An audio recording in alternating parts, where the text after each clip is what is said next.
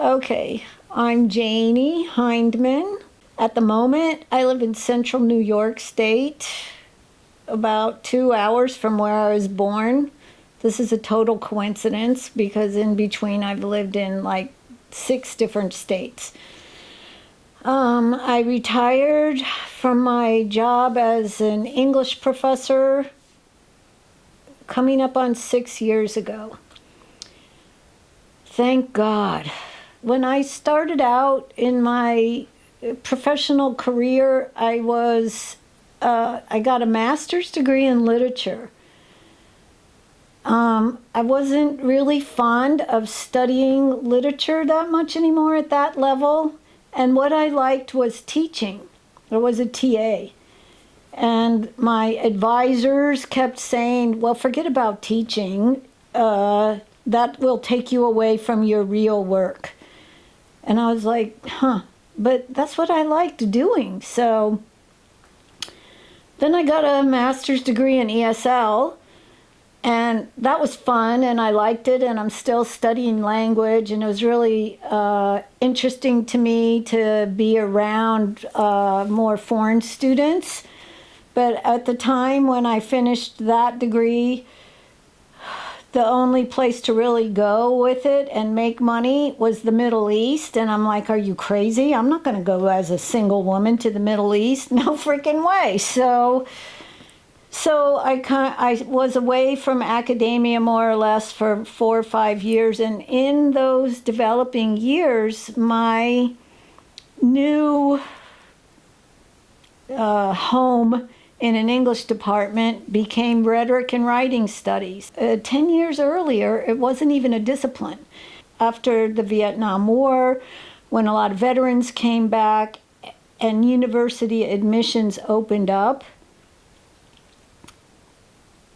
and as the population of the United States became more and more diverse, the students going to colleges and universities weren't the same kind of students.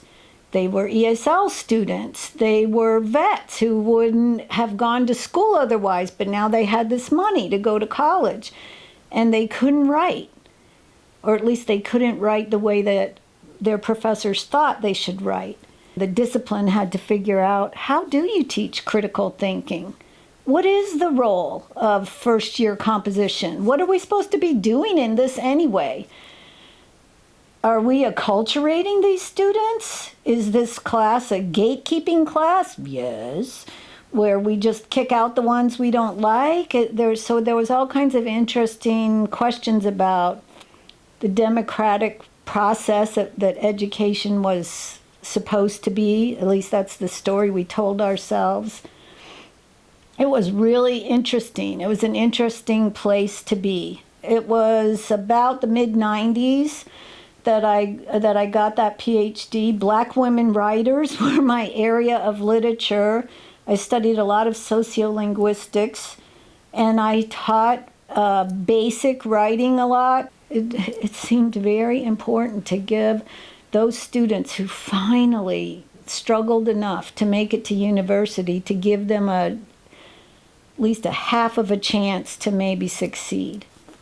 And I was really good at it. 2.5 years before I got my PhD that I got sober. And if I hadn't gotten sober, seriously, my life being a feminist wouldn't have been as possible.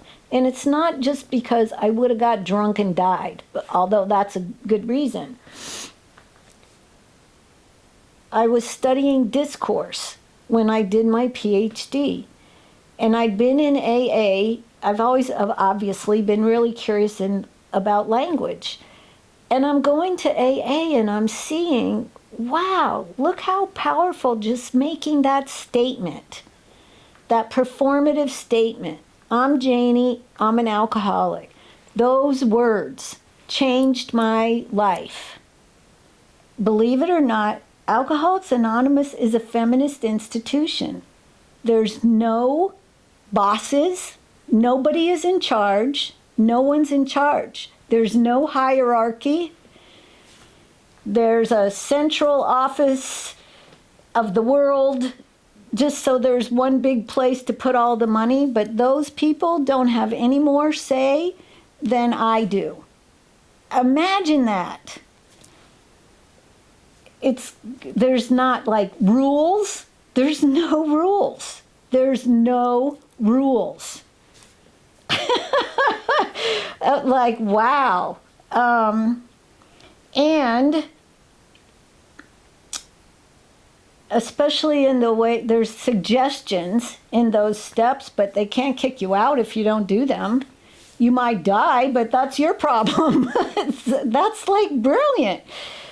But also in the ways of learning to be of service to people.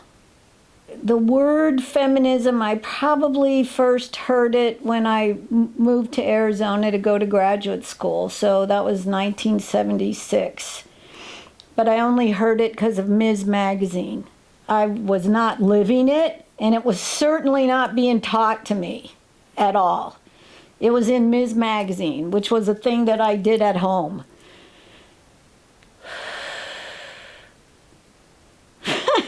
Oh, maybe I heard it the year before because I was just thinking, what did it mean? Like, yay, don't wear your bra. That's what it meant. Like, that's so superficial, but that's what it meant. Oh, if you're a feminist, either you're a lesbian or you don't wear your bra.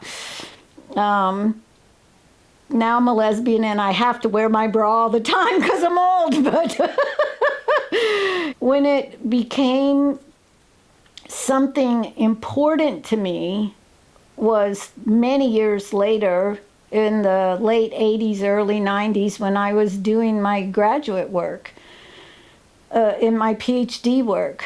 I started to read bell hooks. I never took a feminist class per se, never. I taught them years later, but I never took them.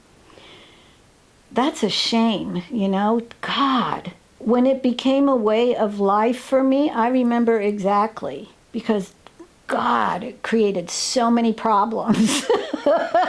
Life was way easier before that. But I was all done with my coursework for my PhD. I had to write the final paper for the class, and it was on Gorgias. And a woman that I really liked, Pat, who was also a Presbyterian minister, was in the class. And I talked to her a lot and I'm trying to write my paper, and I'm like, Pat, I just cannot make myself write this academic shit. I just can't do it. And I never had that problem before. I was always like, yes, sir, I'll go home. I'll write my paper, sir. I'll produce it. And Pat said something to me like, write the paper that you want to write. And I'm like, I can't do that. Nobody wants the paper that I want to write. And she said, write the paper that you want to write. So I did. It starts out something like, go ahead, call me irresponsible, tell me that I'm exaggerating too much, but I just think Socrates is a jerk. I think it was like 6 years later, and so much struggle. Oh, so much struggle that I finally got that paper published. I got so many nasty reviews from blind reviewers, not just on that paper, others too. Just nasty. The struggle was convincing the patriarchal audience that I could start from a personal position and preference and emotion and make an argument worth reading. And then I got more shit for successfully making that argument and having it cited. I feel really emotional because it still hurts so much how hard I had to try and try and try and be insulted for being less than, for being emotional, for insisting on my gossipy personal life to make the arguments and in the style that people are doing now. And like every feminist I know, I had to harness that.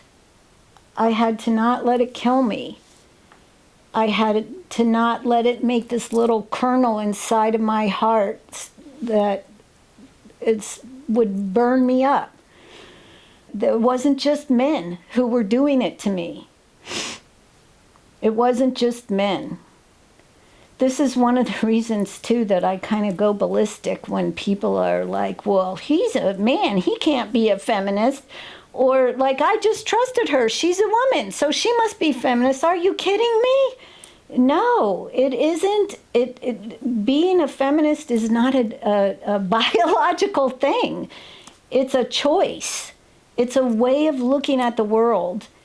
And one time I was writing another paper about gender and publishing and rhetoric and composition. And I was using some of those reviews that were blind reviews, so I could show the people who are trained at discerning rhetoric and what is the agenda behind the rhetoric, so they could see, do you see how gendered this is? Like, for God's sakes, you guys, and they could see it. Feminism is about what do you do with your power? Do you use it to have power over people, or do you use it to empower people? Well, I'm not an academic anymore, but artistically, using what I don't see myself as super powerful in art at all, but anything that I want to say, it's so some other woman can feel better, can get empowered herself, can go, wow, I see that, but I didn't want to say it. I felt too scared. I make collages because I'm not that good at drawing, that's one reason, but also because there's so many pieces and associations and layers. How am I going to say what can't be said because the language isn't mine, it's the patriarch's. And in the gaps of it can be said what can't be said in the language that isn't just mine. So it's in the silences, in the statements, in the image, in the color, and there's a lot of different ways to speak. You know, personally, I think that with being an alcoholic, with being a lesbian, was it this or was it that, is not the right question. Because I can tell the story so that I was always like this, or not or, and I can tell the story that I chose. Being a lesbian, you could say like it was in me, but I could not call myself that. I didn't for a lot of my life. Man, was I miserable. I do not get along well with men in a long-term relationship. I just don't. I just don't. And it's not because I didn't try. I have deeper emotional need than I've ever known a man to be able to give. I was 49 and I'm 72. And I'm good at English but not math. So figure out however many years that is. That's how many years I've been living life sexually as a lesbian. I was living life by hanging out mainly with women and getting my power from women, getting my needs met by women for many years earlier than that. And I remember very clearly reading an article by Catherine McKinnon. Rape is the only crime where the details that make it a crime are defined by the perpetrator, not the victim. I was like, whoa. And then she said something in there about sexual interactions between men and women will always be about dominance. Oh, I can feel it now. I was teaching and I got that thing and I was just like, wow. soon thereafter, I came out sexually as a lesbian, and I do not regret it whatsoever.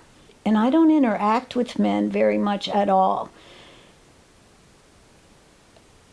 Especially, men don't have, on a day-to-day basis, power over me. God, my life is easier. Oh my God, my life is easier.